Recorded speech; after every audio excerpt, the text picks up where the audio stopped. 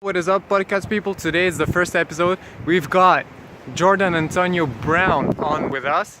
He was a player of Arsenal, West Ham United, and Hanover. Now he's currently playing for Cavalry FC. Let's find out more about him. Hey Jordan, man, how are you? I'm good, thanks. How are you? Yeah, doing good, doing good. Look, man, just want to say thank you first of all for just like getting back at me because you don't know how many messages I've sent, bro. Yeah,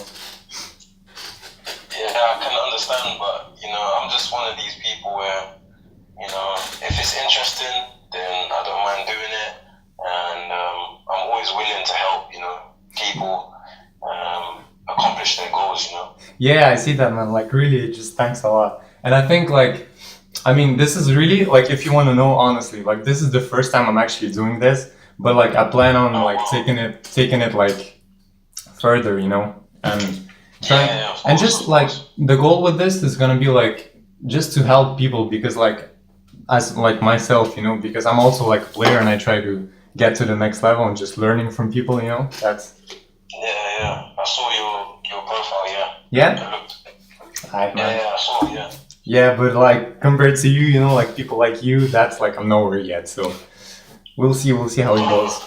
No, I have a few friends where they started not really with any teams or anything like that, and they're good players. Yeah. Um, So they also got yeah, like to a good level in the end.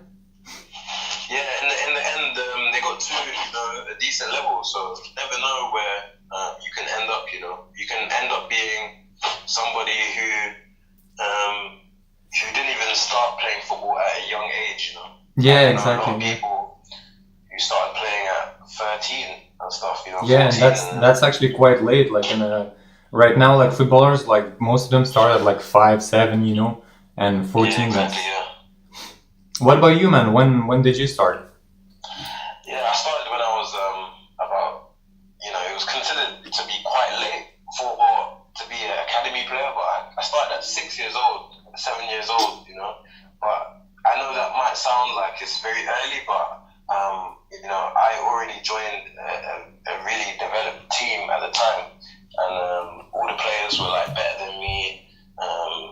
They all were told that they would probably go to academy in 1 or 2 years. So it was a very new experience, if I can remember clearly. Yeah, I see. So 6 years old. And did you like?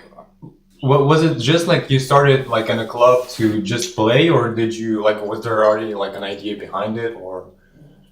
Yeah, I think, well, obviously, your parents have to take the initiative to put you into a team, right? So, Yeah, I exactly. think I think my parents wanted to do that because my older brother at the time, he must have been about 12, 13, and I think he was just really starting to play, football Yeah. properly.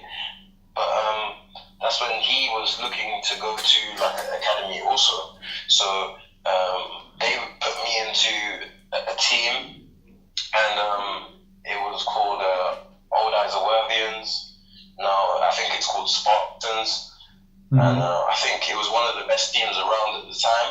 And my team that I joined, it happened to be unbeaten for 2 years, and like we had a league, and we never lost a game Damn, dude, for the that's first years. So my team, like a lot of the players, went on to play for academy teams and so forth. Yeah, so to get into this team was it was a big accomplishment for me at the time because I was like a novice. I didn't really know how to play football like that, yeah, and I just probably played at the time with my brother in the garden or something, but I didn't really like know how to play football properly, and I started off. I think half of the time I was maybe playing in goal, and then like a quarter of the time on the bench and a quarter of the time on the pitch. So yeah. That's how we all started, bro. Like I remember I used to, like I didn't even know what a corner kick was, and so like to get rid of the players, I would just like kick it out, because I just didn't want to, like you just at that age you don't know how to play football yet, so like it's normal. We all started there. Yeah, so like I think I went to the best team I could have at that time, and I think it did me a lot of good. Yeah. So that was your first team, right? Yeah, my first ever team and my only like team for that level. And but so after that, because I saw like on your profile, like you went to an Arsenal academy and everything, like. Yeah. So how that happened was, my team was, as I said, one of the best teams around. So like literally all the players went to either like, I remember at the time they went to Chelsea. I think someone went to Brentford. Damn. Someone went to but I can't remember exactly where, but most of them players went to Chelsea, and then I went to at the time Arsenal. I could have gone to Chelsea maybe, and I could have gone to Watford also, but my parents chose me to go to play for Arsenal, and I think it was the best thing for me at the time. And yeah. And how old were you then? How old were you? I was 8 years old when I first went into the academy. Damn. And did you like understand like what was actually like what was coming for you? I mean, Arsenal and everything like at that age. No, I just remember. I only remember like one thing when it was like a lot of children. We were just playing like a lot of games and stuff, and yeah, I don't even remember if I did good, but I must have did good just because they picked me. Yeah, exactly. This is out of like, I think they've seen like, it could even be more, but I heard at the time it was like 200 players. So out of 200 players in like the area around London and stuff, I think I must have done quite well to be picked.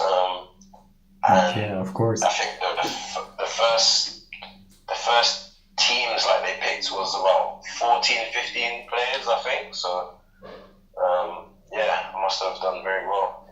Damn. Dude, you've gone through a lot. Like just as a young kid, like you've gone more than me in my whole life. Like I think. But wow. Yeah. I know.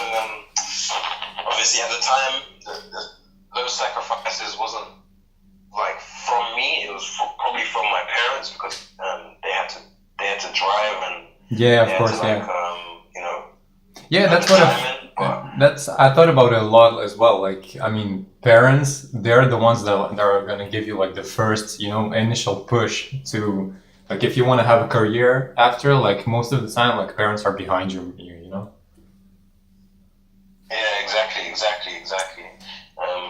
I can't, give my hat off to them, and I appreciate what they did for me because now they put me in a position to potentially, do very well in my career. So yeah, and from that first team you were in at like 6 years old, do you still like have you kept in contact with some players? Like, do you know where they are? Maybe. Yeah, I know of one guy. His name is Harry Taylor. Mm-hmm. He's at Barnet Football Club now, and that's like my local team. I see. And he used to be I remember a centre midfielder at the time. A left back or centre midfielder, I can't remember. Yeah. I think it was a left back. And now he's a central defender / central midfielder now at Barnet, and he's just had like a few injury problems. So he's kind of getting over that. And then there was another guy called Daryl Saunders. Mm-hmm. I know he doesn't play football now, but I have him on Facebook and stuff. I remember back then he was like a Joe Cole, Yes. He was small. He kind of looked like him a little bit, and he was very good, like with his feet and stuff. And like one of them small players where you could say he was born with it, like. Yeah, definitely. And so, the dude Yeah. at Barnet, like, where's Barnet right now? They're like in League One, if I'm, or? No, Barnet, they're in the fifth division of English football, so that's like, it's called a Vanarama National League. Oh yeah, because I think one, like, at some point they were like in League One, League Two, because I Yeah, think, no, they were in League Two last year. yeah, exactly, Last season, they were in League Two. So, yeah, one story I can tell you about Barnet is that, so after I left Hanover last year, I went to Barnet, right? And I ended up signing there until the end of the season. But in football, a lot of times, which messes up players like on this kind of level, is when you come from abroad, where you just played, then you have to wait for something called international clearance. Okay, I see, yeah. And that could take up to a month. And for me, it did take up to a month. And I was supposed to play a few games for them. And, you never know what could have happened after that. And they were in League Two at the time. And if I did well, then, you never know what could have happened. And then the manager got sacked. The manager got fired. But about like international clearance, doesn't that, I mean, because you're from England originally, right? Like, doesn't it like change anything? I mean, no, like when it goes on the last like association you've played for. Oh, so, yeah, okay, I see. The last association I played with was DFB, and that's Deutsch Fußball. Bond, for the B's for. But I think it's Bond because I live here. I mean, do you know I'm from Belgium? Like I'm not even in England, bro. That's why. Like, yeah, I know. Yeah, exactly. I saw. So yeah, I think it's Bond because like the two languages look like each other. But Okay. So tell me, bro. Like you went from Arsenal to West Ham, I think it is, right? Yeah. So at the time, a lot of people, they would have thought it would be a crazy thing for me to do, and a lot of people were saying, "Oh, like what are you doing?" type of thing, And I was like, I wanna, have a career in football, and I wanna make sure like I make it type of thing, Yeah, of course. And I decided at the time, me and my family, to go and go across London and play for West Ham at the time because it was seemed to be like a easier route to the first team for me. Yeah, I see. And then West Ham, they had to pay something called compensation, and then I went and moved from Arsenal to West Ham. Yeah. But you were still like living in London, right? I mean, you're from London originally, or? Yeah. I'm born in London. My family are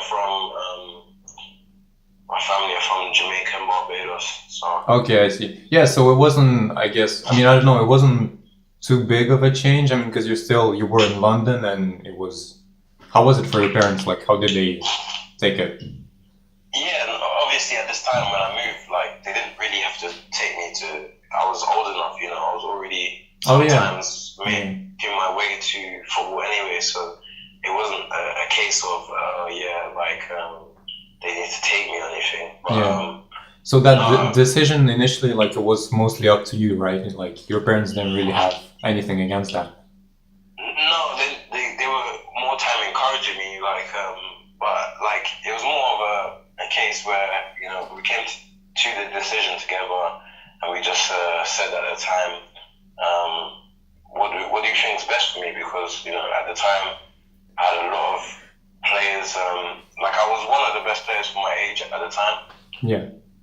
For any club really, and I still thought it would have been hard because there was players older than me, at Arsenal. So I backed myself and I said, if I go to maybe no disrespect, but a lesser club, then Dude, if ever like Hammer fans watch this, like they're gonna, dude. no, I think they would agree if they're sensible. If they're sensible, they would agree that Arsenal is the superior club to them. So Yeah, I think honestly we can all agree on that. West Ham, yeah, exactly. West Ham is still a big club, though. Yeah, of course. That's why I decided to go there. Yeah, I see. And so, how old were you then? Like 17, 18? Yeah, I was 16. 16. Okay, all right. So. But I was turning 17, not too long after I signed. So. Yeah, so you played like a good 10 years in an Arsenal academy, right? I mean, yeah, 8, 10. 8 years, yeah. Okay. If you count the years a little bit before that, because I was like training with them and stuff, So. Yeah, I see. And then a few years with West Ham, and then you went over to Hanover, right? Yeah. So like after 3 years, I made one appearance for West Ham. So you can take it how you want to take it, but some people would say that's failure. Some people would say that's a success. I don't know. Bro, for me, like honestly, just the fact that you were like in those top academies, that's already a success. But that depends on you totally. Like. Yeah, exactly. Like everyone has their own outlook on life. Yeah. Like a lot of people would say a young player playing in the first team. Say for example, if he's not playing well, someone would say, "Oh, he's failing," But really and truly, he's not. Exactly, because I mean, just like the level you have to just get to that. I mean, it's Yeah, exactly. Like I'll use a name for example. Marcus Rashford at the start of the season, a lot of people. He had a lot of critics and stuff. Yeah. And then now, like he's playing at his best level, but I wouldn't even say at the start of the season he was failing anyway. Like I would have said, he's just not on form right now. Plus that happens. I mean, he's a young player. Like to get into the first team and play with them consistently. Like I mean, all the stress and from everyone, like all the pressure. Yeah, exactly. Yeah, exactly. Yeah. Yeah. So so you made one appearance in West Ham, and that was under Village, if I'm. Yeah. Oh, that was under him. I don't know. I think it must have been his his ideas and stuff, or I don't know if it was from the boardroom to people above him. But in the pre-season, we were playing like a qualifying for the Europa League, and in that he played a lot of young players, and I was just happy to be a part of it all, Damn, yeah, I see. But so, did you like throughout that season? Like, did you train with the first team or? Yeah, like we started pre-season off with the first team. It was kind of half and half. It was mixed, half young players, half older players, and a lot of people got opportunity to to make a name for themselves. I see. And so, unfortunately, I didn't get as much game time as I could have. Like, say for example, the game before I played, or 2 games before I played, sorry, I was on the bench and stuff, and I could have come on against I forgot their name, is the Andorran team, and I could have come on against them, but in the first, I think it was like 15 minutes or something, Sacco got a red card, so I just knew from then, because they were playing 2 strikers, I knew from then I would not come on, Yeah, I see. Because the game was hard from then. I think we only won 1-0 that game or something, 1-0. Yeah. So I knew from then, this chance today is gone. But you never know. Maybe I get a chance next game or something.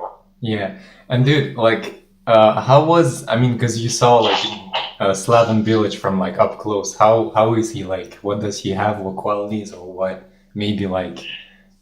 Not like what would you say aren't his qualities? Maybe I don't know. No, I would say more positive than negative with him. I'd say he has good game management, you know,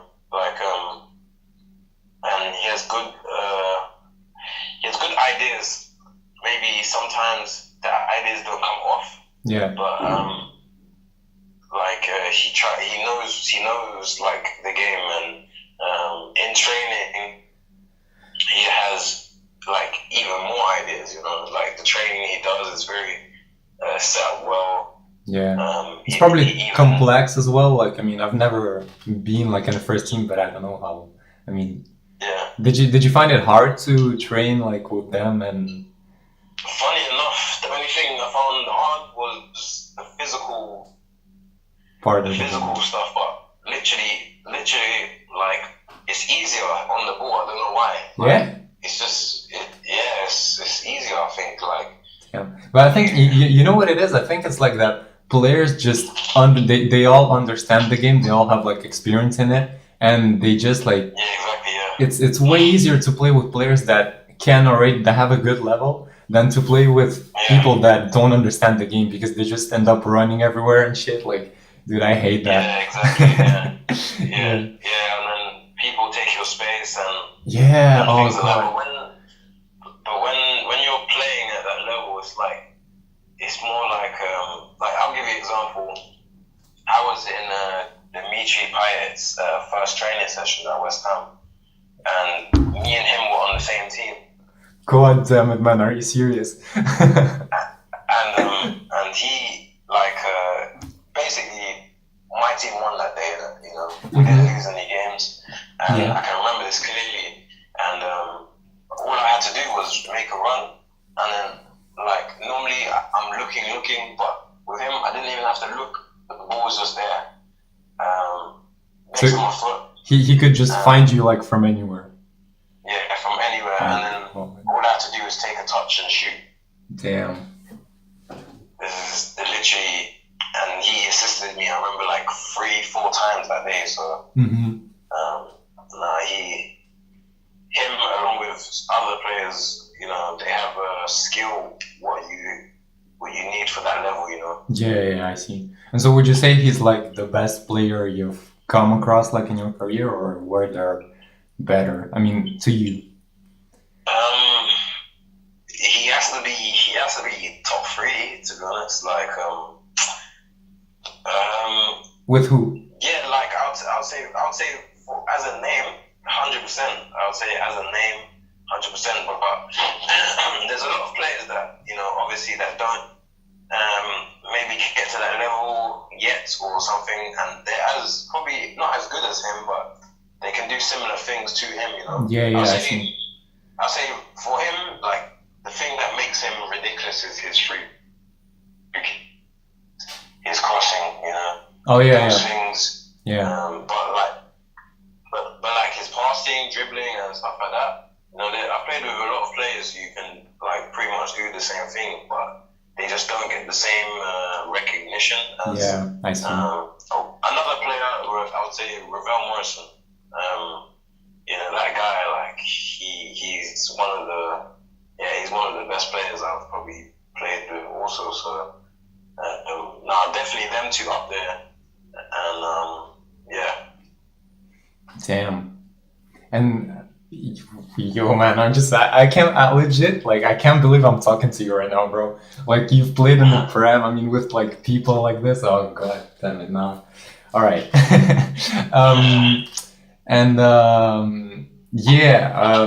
Just keeping it a bit on the script, you know, with those questions I sent you.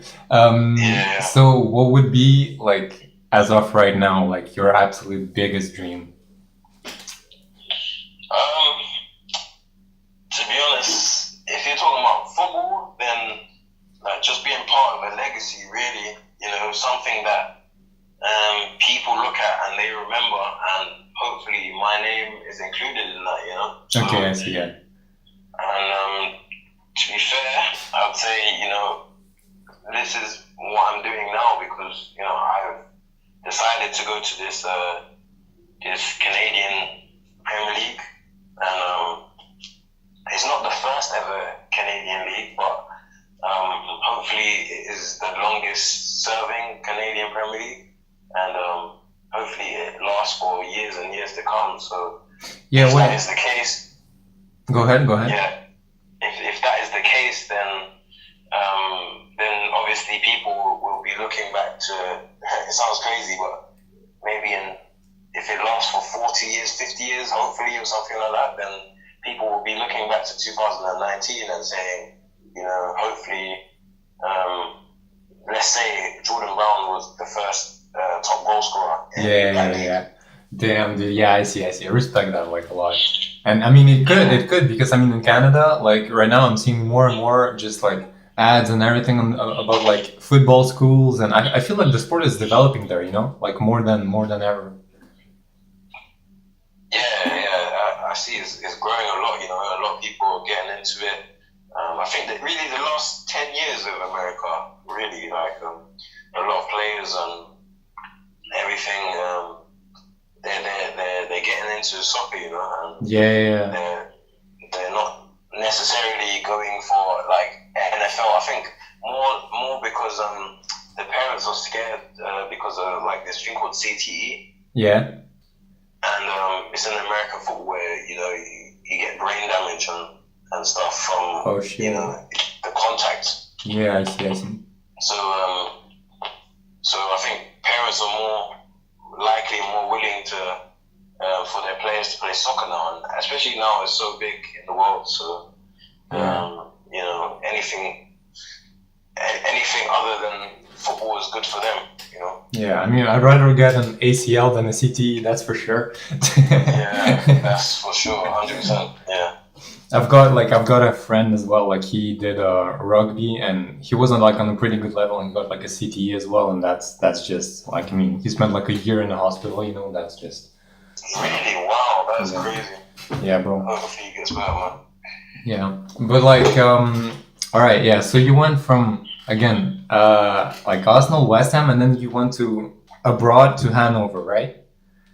Yeah. So at the time I had the same situation. I thought I was going to be in Arsenal, and I had a few players ahead of me and stuff, so who were older than me, and I thought, like the goal ultimately is to play for a first team, So Yeah. I was like, same mentality, and if I do go to Hanover, at least when I'm playing for the under-23 team, then it actually means something, It actually means a lot to play at that level, because when you're playing for Hanover under-23 team, or let's say Wolfsburg under-23 team, or let's say Dortmund under-23 team, you're playing against like men teams, and you're playing in a league, so Yeah, you're getting that experience in. yeah, exactly. Like whereas in England, they just play against their own age group for most of the year, so they don't really get the experience of playing against men. It's very different. Yeah, I see. And dude, but like I mean, because the first time Arsenal West Ham, that's the same city, that's your country. I mean, you know what's coming for you, pretty much. But like here, it's Germany. I mean, that's a whole other like country, language, culture. I mean, what was going through your mind when I mean you had that opportunity? Yeah, at the time, I just remember I was obviously a bit like not skeptical, but I was like wary of what will happen, and a bit nervous. But with these things, you just need to dive into it head first, like not think about it. Yeah. And then I think that would be the best thing for you as a person, because then you come to realize quickly that you were nervous not for a big reason, but like every experience is different, so I can't talk for other people, but it wasn't as bad as you'd think it would be coming from another country and stuff, Mm-hmm. Obviously the language, is a big thing, and German people, they see German as like how English people see English, if that makes sense. So what do you mean by that? So if you're in Germany, you should speak German, and that is how it should be. Okay, yeah, I see. Yeah, of course. Yeah, like that is how it should be. So Same as in England, if you were trying to speak another language to an English person, they would say, "Why are you speaking another language for? Speak, speak English." When really you don't know how to speak English. Maybe not everyone knows other languages, so they're very adamant on like speaking. The only reason why they do speak English is because they can, but it's not like they don't want to. You know? Sure. And they want you to learn the language, and they want you to be like in the German culture. You know, it's really how it is. And the football, very very different. I'll say they have the same like foundation basics as England, where it's a physical game. They're very direct, I would say, both England and Germany. But like Germany is very tactical without the ball. Like they love pressing, and they love working to get the ball back. And they always have a plan how to do this. It's good, but when you're playing as a striker like me, it's very demanding, Oh yeah, because you're the one, like if you're pressing, you're the one that has to make the first step, because you're the striker, right? Exactly. Yeah, exactly. So it's very demanding, and you're tired when you get the ball, sometimes. And yeah, dude. And that's the negative, I would say, when you are doing this. Yeah, dude, players in the Prem and just, I think under, like Liverpool right now, under a Klopp, I'm pretty sure, all the pressing they do and stuff, dude, think about Salah, he must have, one of those fitnesses, it's crazy, Yeah, his fitness level must be crazy. Sorry, his fitness level must be crazy, but with Salah, I think he gets not a free roll, but he's the guy where out of all of them, he's the one who probably does it the least, in my opinion, when I watch Liverpool. Yeah, you I think so? Firmino and Mane, they work a little bit harder than him. Yeah, that could be. I think his he's better at getting the ball in the goal, So if you can take away some work and give him the ball, he'll do stuff. For counter attacks and things like this, Yeah, exactly. He's that kind of player. But right, what did I want to say? I forgot. Wait. Yeah, with the thing you said, with languages and stuff, I totally get you, because I'm in Belgium right now, and I've changed countries a few times. I've been in France, I've been here in Belgium, and you have two languages here. Yeah, you've got French and Dutch, and I live in the Flemish part, and here the people actually, if you talk French or English, they will try to speak to you, in your language. They want you to know that yo, we can manage, but really, if you go to France, don't even bother, legit, just learn French and you'll be better off, because but I definitely didn't know that German people were like that as well, and you're telling me English as well. Yeah, that could be. English, they don't wanna speak no other language. Yeah, but it's true. If English is actually the kind of international language, why would you? So.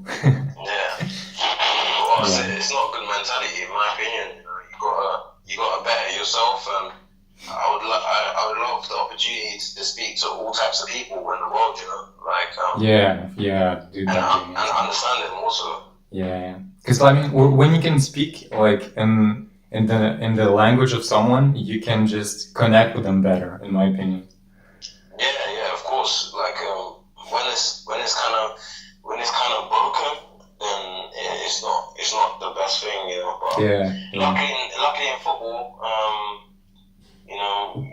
language isn't really a big factor. Football is the language.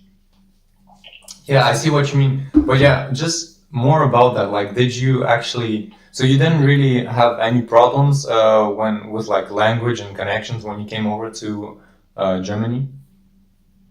Um, at the start, everyone, they know that you can't speak it, so they are speaking to you in English, most Yeah. people. But I remember I couldn't speak to everybody, and I really didn't know some people in my team just for the fact that they didn't speak English and I didn't speak German. Yeah, So, yeah, I see.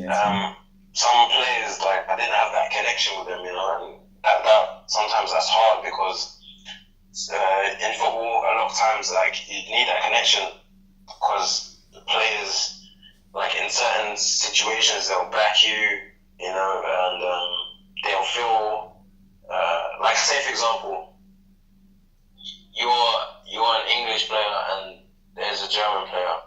If they can speak to the German player, then more time than not, they have a better relationship with them, right? Mm-hmm. And when you have a better relationship with them, then you're more likely to be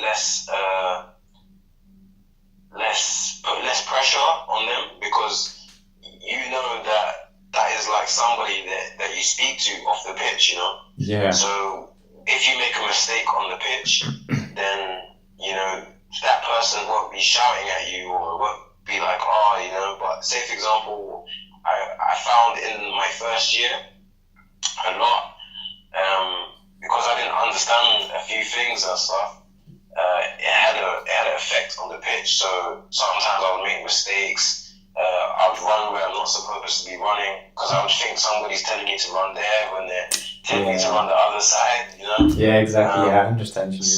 So a lot of people would be like, but it's natural. A lot of people would be not angry with this, but frustrated with this. Frustrated, I guess. And then obviously that would lead to frustration and things like that. But if I could speak better German at the time, then I think they would be less like this, Yeah, I see what you mean. I think like just for me and like what I've gone through, like language or just like making connections, like in football, it's really important, like really, Yeah. And like the better you are at like communication, I think the better off you are in football as well. Right? Yeah. I think understanding people and especially how they say it as well is very important. Like, yeah, and just I mean, for I think like any part of life, because I mean we're a social species. Like we have to talk, we have to communicate and connect with people. So. That wouldn't change in the game as well. Yeah, I remember like from the first time I went into the change room there, and it was very like very not awkward, but it was very intimidating. Not for me, no. For other people, it might be, but I would say I'm quite fearless as a person. So okay, yeah, dude, that's an amazing quality to have, honestly. Yeah, like I just say to myself, what's the worst that can happen? Mm-hmm. Like you're not going to die, so or your family member's not going to die, so yeah. I just say to myself, there's no reason to be scared, and just be fearless. So, but I remember the first time I was in the change room, and it was very like awkward because I was English and they were German. We couldn't really speak to each other like that, so it was like silent, a little bit. Yeah. Dude, I've had that moment so many times. I'm telling you, like, cause like Dutch people and stuff. I mean, yeah, I totally get what you mean. Yeah, I can imagine, Yeah, and so after this, like moving to Canada, like, well, I mean, cause you don't even cause I don't think you ever heard about like Canadian football really like in depth before that. So that was kind of a new challenge for you, I guess. Yeah, haven't been to Canada yet. I go end of this month for the first time, but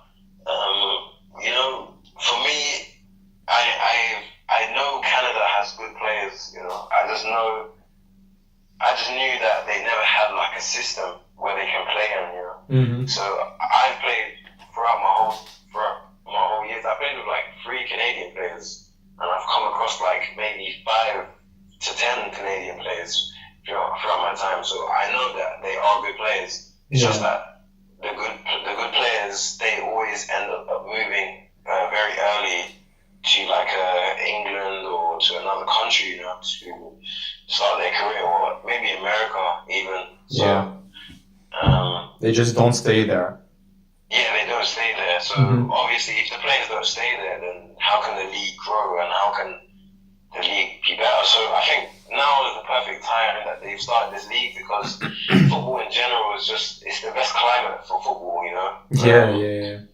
Football is the biggest sport in the world, the most fans in the world, the most everything. So if they wanted to start a league now, I think this would be the best year of all years to ever start this. Yeah, so it's really like they've just started it. Like they don't even do they already have everything set up, or like, do you know anything about this?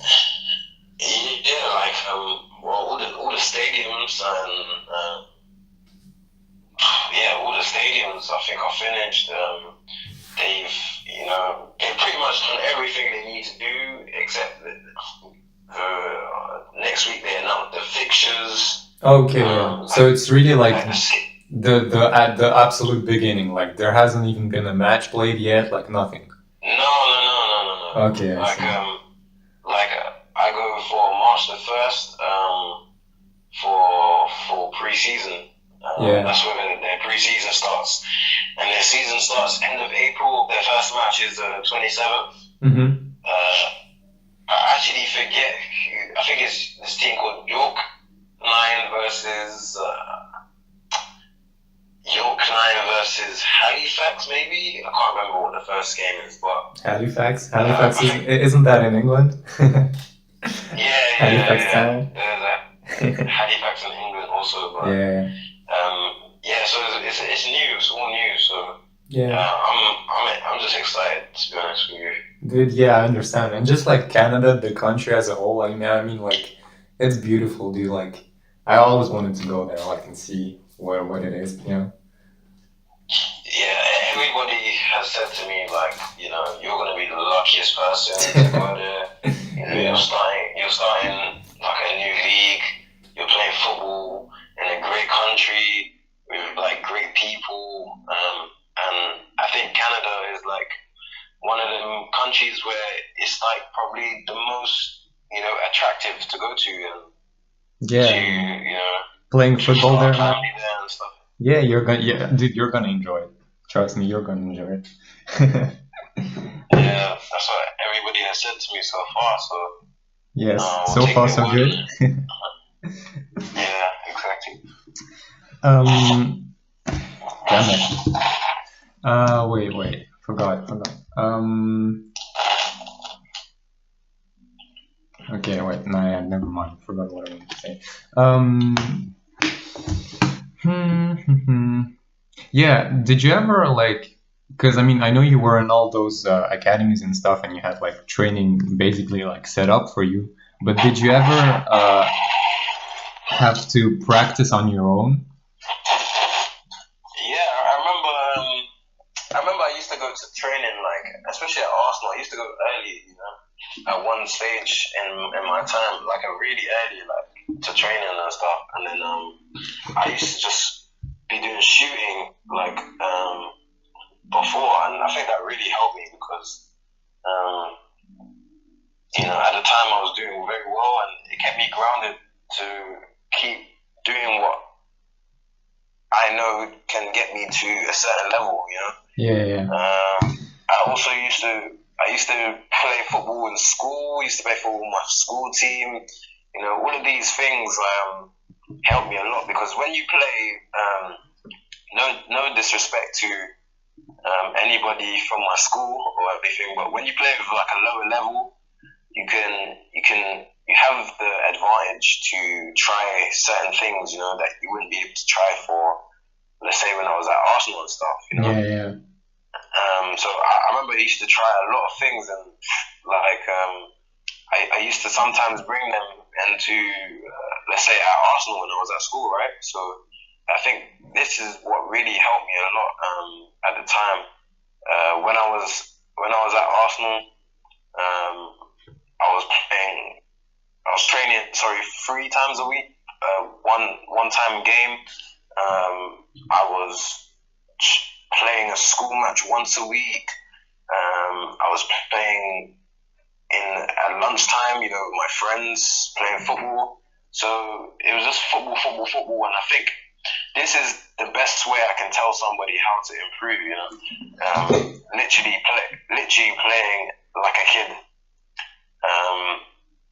Yeah, so having fun on the ball, just like playing around and experiment. Yeah, I think that would be the best way to improve as a player, because you're doing the same things over and over again. You know, like you're trying new things. You're constantly playing. You're having fun. You know, whereas sometimes people think improving must mean like, okay, improving means repetition, so doing it over and over again. But sometimes the best way is not always to like pass the ball against the wall, you know, because that's not like a real life situation. Yeah, I see. When you're by yourself, okay, you can learn how to do your body a certain way, move your body a certain way, or you know, like your touch and stuff. But really and truly, that gets tested when you play like against, you know, real people. Yeah, exactly. Throughout my time, like the last few years, I've always tried to go and play football with my friends, you know, like in a cage. And I think that's like kind of helped me get back to how I used to play, you know, when I was younger. So I'll just say that's the best way, in my opinion, to improve. To improve. I see what you mean, dude. That's you don't know how great of advice that actually is, because a lot of people like just go on and play like their whole careers like without actually knowing this kind of stuff, you know. That's No, I'll say that for me, that is the best thing. Like, the time you enjoy football the most is more time the time that you're, number one, playing the best, and number two, you're just doing like, you're not doing something which is like an exercise or a drill, or you're just having fun, you know. And that's I see what you mean. That's the best thing for me. Right. So right now you said you haven't even been to Canada yet.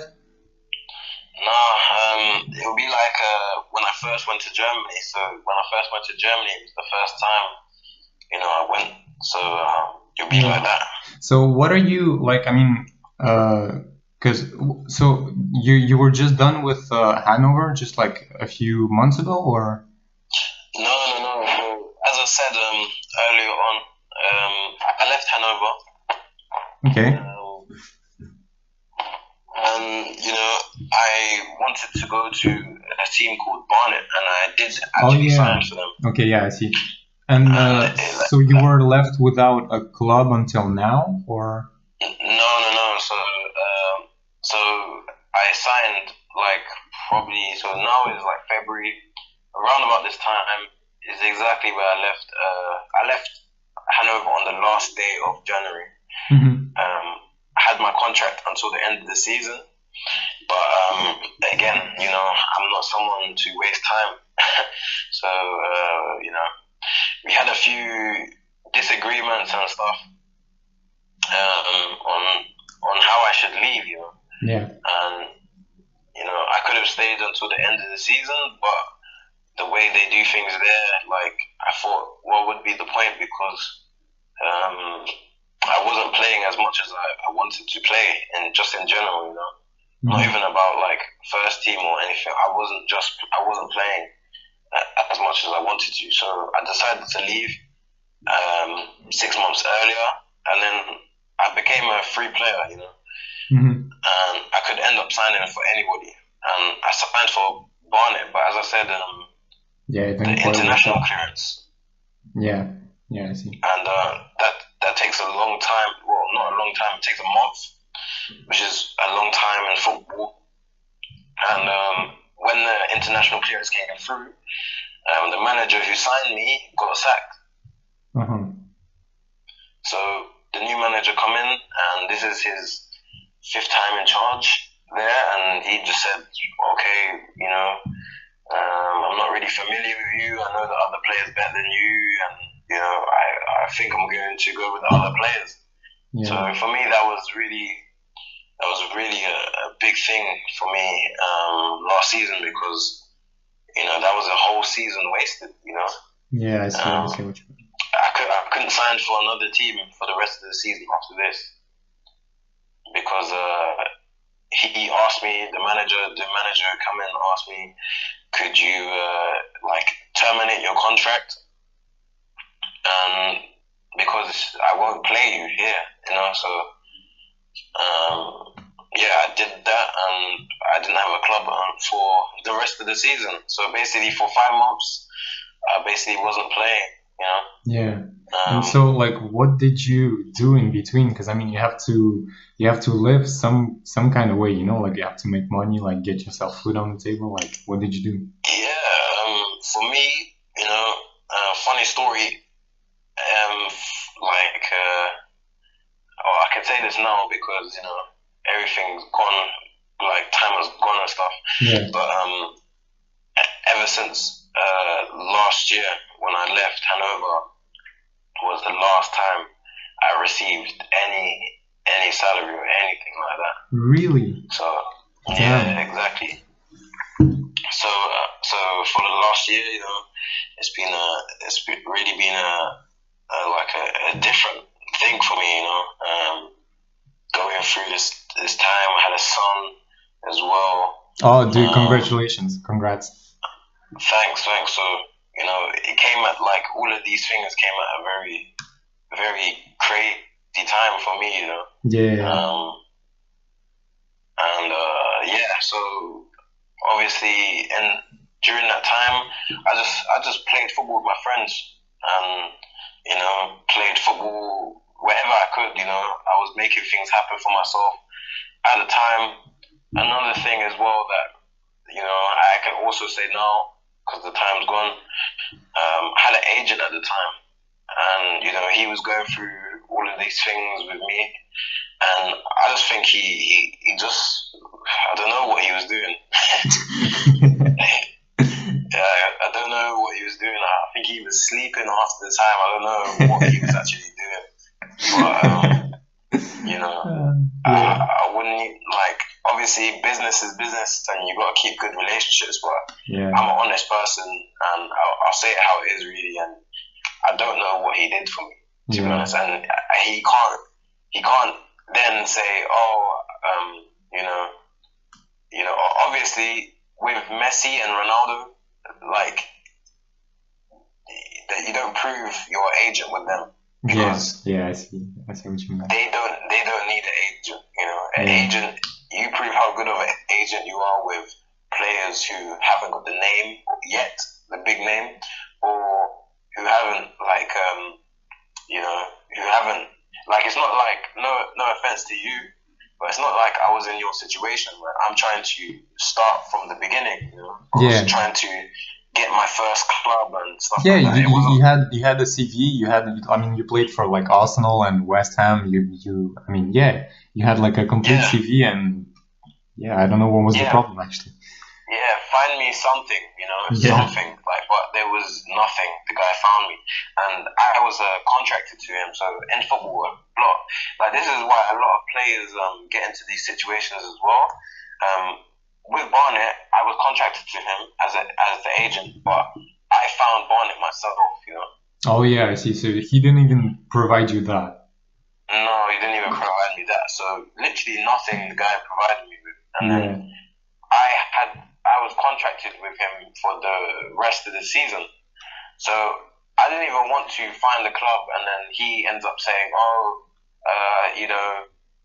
you have to give me this amount of money and this and that." So I wasn't really looking anyway to find a club during this time, or sign with a club. And then, time passes and the season goes. So basically, the rest of the season's finished. So I go into the summer, and then now I don't have an agent. So I have to start building up contacts and things like this myself, and that was very hard, Mm-hmm.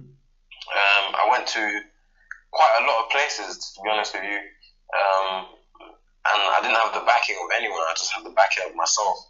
Yeah. And I went into these places. I can name a lot of names, but I'm not going to do that right now because you never know. In football, I can end up seeing these people again. So no problem. But in my opinion,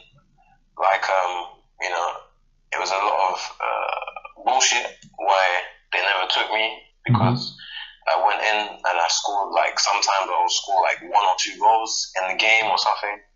Trained really well, and I don't know, it was always a reason why. But so anyway, in September, when the transfer window finished, I ended up finding a club until basically now, and I played in Czech Republic. Oh yeah, I've seen that as well. Yeah, so you were the one that got yourself that, not even an agent. No, so an agent did get me that. So say for example, throughout this whole time, I was just doing business with agents. So I was just maybe talking to some agents, but I didn't have an agent signed to an agent. Yeah. So they wasn't obliged, or they wasn't contracted to really do something for me. Yeah. Sometimes it works out in the best way like this, because they obviously they get money from the deal, and they just want to make a quick paycheck for themselves.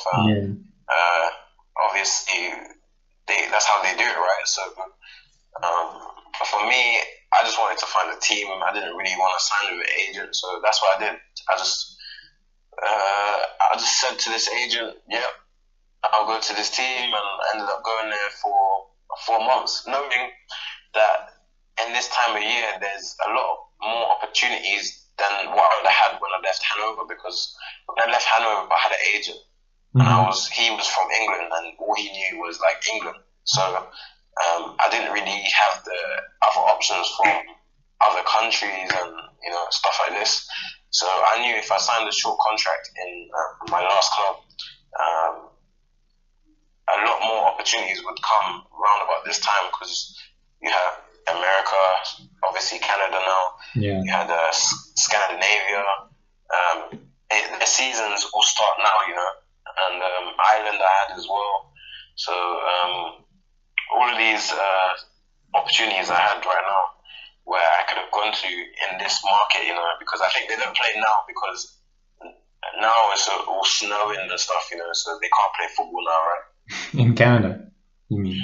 Any of the countries I just mentioned. So. Oh yeah. So their season starts. Most of their season starts in April. Yeah, I see what you mean. So I knew that this is a market that I could go into, Yeah. No, it's funny you said that, because originally, I'm from Russia. I don't know if you can hear the accent in English, but okay, really? Yeah. And there, so they actually have a 2 or even 3 month break in the winter, because snow and everything, you just can't play at all. So I definitely get what you mean. Yeah, 100%. So I thought it would be best for me to go to that kind of pathway, and that's the pathway I went down. Yeah, and so now Cavalry, that was also through an agent, right? Yeah, through an agent. Okay. But right now I'm not signed to any agent, One thing for anybody who listens to this is, if you're good enough, and if the agent knows you're good enough, that's the most important thing as well. It's about chess, Yeah. The game chess. They want to scare you, agents. They want to put you into fear of oh, you need me, like your life depends on me, Okay, I see. to find another club. But don't fall for this. Know your worth, know you're good enough. And if you're good enough, you'll always, get an opportunity if you present yourself out there. So let's say if you have an Instagram, a LinkedIn, people will always find you somehow, some way. So, but obviously you need to be actively looking as well yourself. Yeah.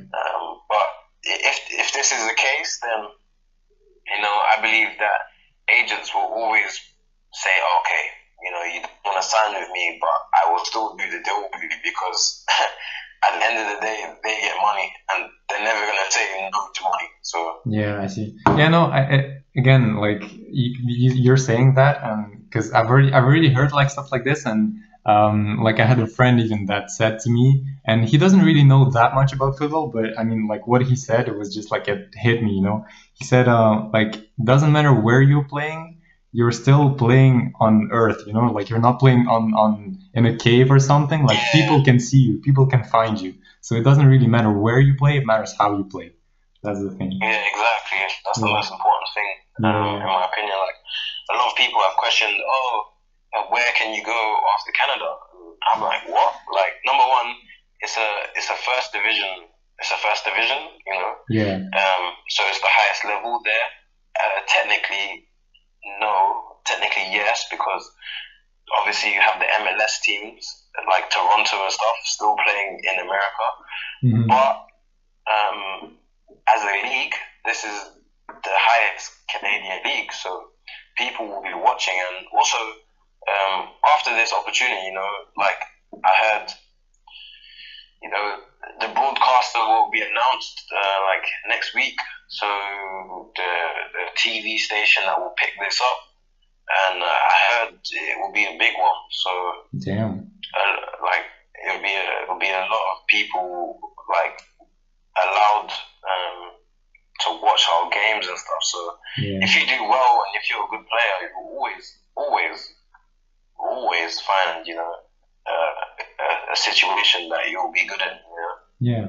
So like with that said, like do you actually think that like people could make it without actually going through agents and stuff, like to the top level, professional?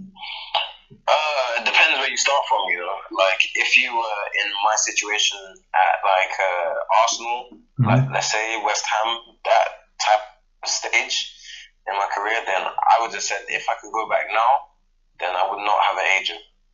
But now I think maybe in my situation now, you kind of it's complicated. So I'm gonna say it like this. Okay. When I was like at Arsenal, West Ham, my name doesn't need an agent. Yeah, I see what you mean, because you're playing like in already like an academy, and yeah, I see what you mean. But my contract and things like this, like how do I say it, the technical stuff, like the law side and all of that side, I think you do need an agent because it gets a little bit more complicated. Okay. Like in that stage. So I would just advise to hire somebody like a lawyer or something to, get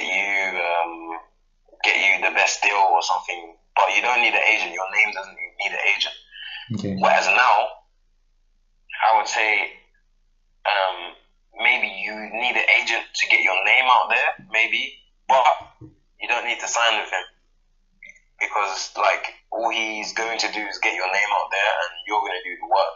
So I would say you probably need an agent more now if you were in like a situation like me or maybe someone looking for a team. Well, I'm not looking for a team anymore, but I was.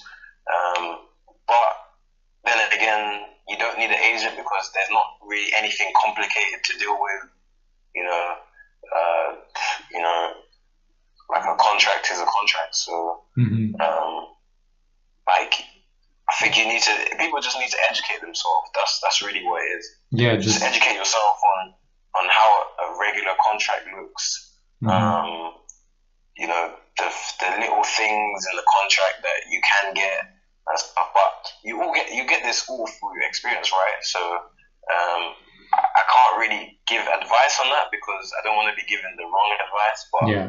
I would say just experience. Like, just make sure you're watching everything that goes on, and if you have an agent, make sure that you're asking questions, because at the end of the day, they work for you. You don't work for them. Yeah, that's the thing. Yeah. So they need to be doing the best thing on your behalf. And sometimes players forget that, and sometimes agents forget that also. They think that they are bigger than the player when really and truly they're nobody. Yeah, I see what you mean. Yeah. All right. And so, dude, like, the game, obviously, like, it's been your life since like very, very young and stuff. But what would you say, like, is like one of the most important lessons that it taught you, like, just in life? I'd say, like, to be honest, if you like, what do you want? Like, that is the question. What do you want? Like, at the end of the day, a lot of people are going to be, and more time than not, it's the people that love you the most. Like, the people that love you the most. Sometimes, not all the time, but those are going to be the ones that like bring you down, and those are going to be ones that doubt you. Those are going to be the ones that, because at the end of the day, if they love you, then they're going to try to do what's best for you.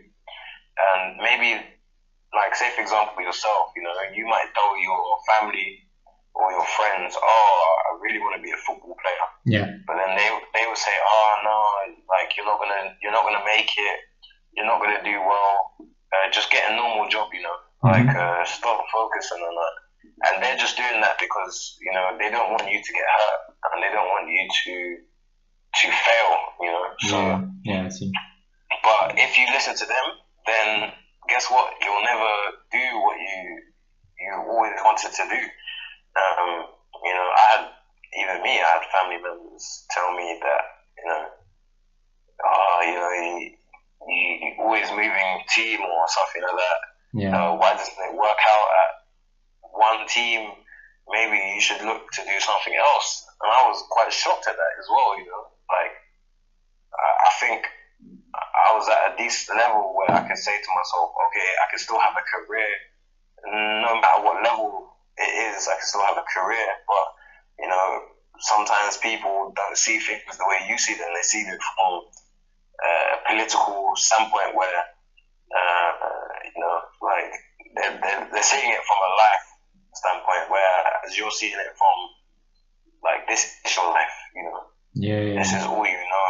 This is what you want to do. So for me, I would say, I always use this example. Sorry, there's 92 professional teams in England. Yeah. Mm-hmm. So say you want to play in England as a footballer. Say for example,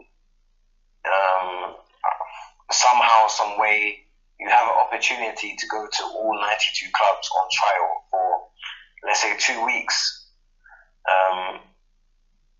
You go to every single team. They say no, you're not good enough. Sorry, no. So you try 91 teams, but then would you go through them 91 teams for the 92nd team for them to say, oh, you know what, we like you, we're gonna give you a contract? Yeah, I did. Would you go through them 91 teams to have a yes to the end, or would you not go through the 91 teams and not have the yes at the end? Because at the end of the day, you never know when your yes is going to come.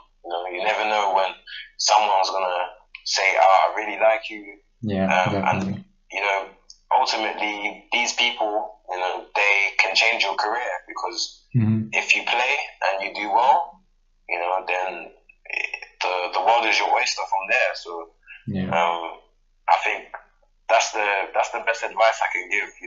So perseverance, just like persevere through everything. If you want it, like, just go and get it. Yeah, and most importantly for anybody listening, don't expect a yes when you know in your heart of heart and your soul that you're not doing whatever you need to do to be the best. Mm-hmm. So if you're doing whatever you need to do to be the best, then you know 100% that these people, you know, they just have an opinion. That's really what it is. They have an opinion. They can't say yes to everybody. They have an opinion. So, but you know that the next time you go somewhere or something like that, or down the line, somebody will say yes. So if you know that you're doing whatever you can do, and you know that you are a good player, then somewhere, somehow, somebody will say yes. And then that's how you will get your first, you know, your first part in something. Yeah. Damn. Respect, man. That's really great piece of advice right there. Right. So would you say like after all of this struggle, like, is it worth it actually? Like, because that's not a question like people actually ask you, you know, like, is it worth it? Yeah, I think this is what I want to do. So I think, you know, say for example, the 2018 I had was the hardest of my career yet, because, you know, everyone before that said yes, yes, yes to me.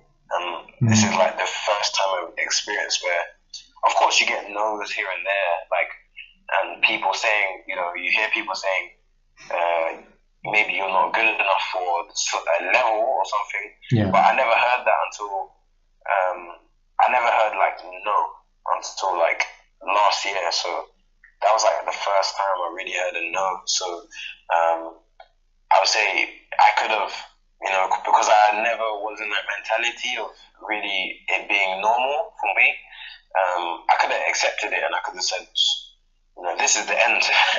This is like, this is, you know, I can't come back from here, you know, like I might as well say, you know, take the easy route. And I think the easy route for a lot of players in England is to go play part-time football, like non-league, it's called non-league in England. Yeah, I know. Part-time and go get a job, that's the easy route. But the hard route is really going for your dream and like going whatever it takes to be seen and to make it, you know, because football is a very big world, and it's a very big world, but also a very small world, because now we have internet and stuff. Yeah. But it's a very big world, and right now there's somebody in, I don't know, somebody in China. Mm-hmm. There's somebody in Russia. There's somebody in Colombia where they're just playing football right now, and their dream is to make it as a player, and they don't know around the corner, maybe within a year, 2 years, or something like that, that it will be worth it, basically, in the end. Yeah. And just as long as they keep doing what they're doing and working hard, then, you know, it will come one day that, you know, their dreams will be achieved. Yeah. Especially for me, like, you know, I can't imagine, like, I mean, you're spending all your time since you're like 5 or 6 years old thinking about one thing, playing it, and just like every day you wake up and you go to sleep, you're thinking about that one thing, and you're putting in the hours and stuff every day. Like, do you really think like nothing's gonna come out of it? I mean, just like if you're gonna like rationalize, I mean, I don't know. To me, like, it just makes no sense. I mean, like, if you're gonna give up after like 15 years of it not working, like, yeah, I don't know. Yeah, that's the mentality I had. Like, how can I give up now? Like, what the hell? I don't even know what can happen around the corner. So yeah, exactly. If I was to ever give up, then I wouldn't be in the position I am now today. You know? Yeah. Damn, man. That's really what it is. Yeah. All right. So what do you think you're gonna do, like, after all of this is just over and you're done with playing? Hopefully, I have something that I can look to and say this is mine, you know, and I created, and stuff like this, like, is what I like, you know. I like talking on my experiences and giving advice to to the younger audience, the younger generation, Yeah. even people maybe my age who still look up to me in some type of way. So for me, it would be something like this, something where I can give my information to the audience, Mm-hmm.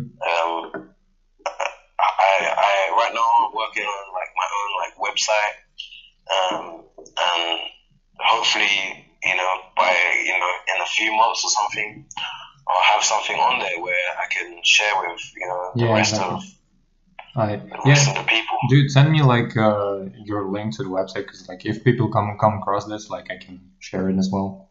So yeah, I'll send you this as well. Mm-hmm. And like your social profiles, like your Insta, and maybe if you have it. Yeah, my Instagram, Jordan, JORDAN, Antonio, ANTONIO, and then Brown, the color brown in English, BROWN. That's my Instagram. Yeah. And then you can also follow me on LinkedIn. If that's how we ended up talking and connecting. So you just type in Jordan Antonio Brown, same thing on LinkedIn, and you'll see me. I'm of Jamaican, Bayesian descent, so hopefully you can find me on there. Yeah, don't worry. I'll put like the links in the description or stuff. So, like people will find it. Yeah, and so. Yeah. Right, last question, man, because it's been like a long time, dude. Like, thank you very much for being patient, legit. No worries. So, like, if you had like 3 things to like pass on to youngsters, and like they would just like with a click like that, like they would understand it like straight away, what would they be?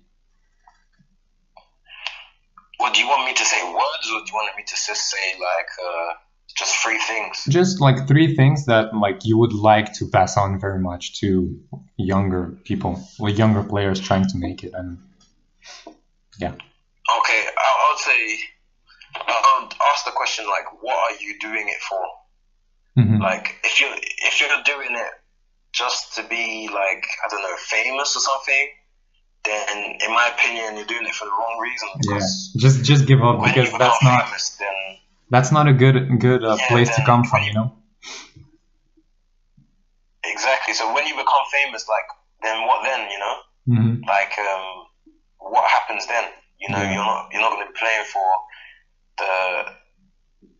the right reason, and also even money. If you're playing for money, then it's the wrong reason. Also, like, don't get me wrong, you can be successful doing that, and I know people who find football just as a job.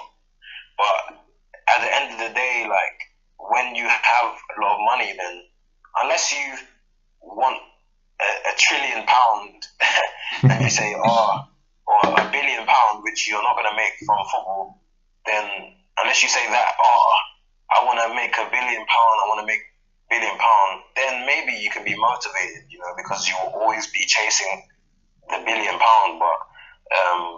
or the €1 billion or the $1 billion, whatever it is. Yeah. But other than that, you need something, why you're doing it for. Like, for me, like, I'm doing it to, number one, change the people around me's life, Yeah. I'm doing it to be part of a legacy, and I'm doing it to know that, just for myself, I'm doing it to know that, I achieved something that, I dreamt of from a young age. Mm-hmm. And just satisfaction with yourself. Yeah. And I would have never thought back then that I would have been the one to achieve that, like, I would have always thought like somebody else would achieve that, but not me, Mm-hmm. So just as you said, satisfaction of, I'm the one who did that. I'm the one who put in all those hours, and I'm the one who went through all of that. And now all of that is added to this time where I'm doing very well for myself. So I would say, what are you doing it for? Number one. I would say another thing. I would say when you practice, just practice with fun. Practice where you're enjoying it. Practice where it's competitive. Practice where you're not thinking too much. A lot of players, they stress themselves out because maybe they can't do certain things, and that's how you create anxiety for yourself, and so just have fun, because it's not, I mean, you're playing, it's a game, you're playing football, you're not, you're not working on some project or whatever, like you're not in the war or something, exactly. You're actually playing a game. It's like, the way I see football is, okay, it is a passion of mine, but it's like any other game. It's like you playing a video game. It's like you playing, chess match cards, anything like this. So just treat it. It is more than a game, but it is, at the end of the day, it is the game. Yeah. So don't stress over it too much, because if you do that, then that will just affect yourself, and that will put you in a position where you can't perform at your highest level. So I would say, just have fun with it, And then the last thing I would say is, what's the last thing I would say? I would say, look after yourself. So make sure you're living right. Make sure you're putting in, like lifestyle. Like make sure you're doing all the things that can help you perform at the highest level. Mm-hmm. Yeah. So you're eating right, you're sleeping well. All of these things. So and most importantly, resting. When it's time to rest, then you rest. Mm-hmm. So it could be both ways as well. So just making sure that you put yourself in the best position to achieve what you want to achieve, and and also I could also add one thing is be fearless. Like I used to think, I used to think like, what's gonna happen in this game, or used to be kind of scared of what's going to happen, but I just said to myself, it's just a game. Yeah, exactly. Like, at the end of the day, I've put in the work in training, off the pitch, everything I can do for me to play well. Just give my best and focus, and hopefully in this game, I will do everything I need to do. But if you're playing with anxiety and you're playing with stress, as I said before, like, you're not going to play your best. So just play fearless, play like, someone I can say and everybody can relate to is like Ronaldinho. Yeah. I don't think that guy could have played how he played if he had fear. Yeah, he was always playing with a smile. Like every time you see him, he loved the game. That's it. Like, yeah, and he didn't play scared. He played like a lot of players. They get this scared thing from maybe their parents, or maybe from, I don't know, their friends, family, or maybe their coaches. But I would say, obviously you got to listen to them at the same time, but at the same time ignore all of that negativity, because that will just, you're the one going on the pitch at the end of the day. You're the one going to be playing at the end of the day. So you need to be, as relaxed as possible to play your best game. So yeah, that's what I would say. Mm-hmm. Wow, dude, legit. Like, thank you very much. That was really, really, really inspiring.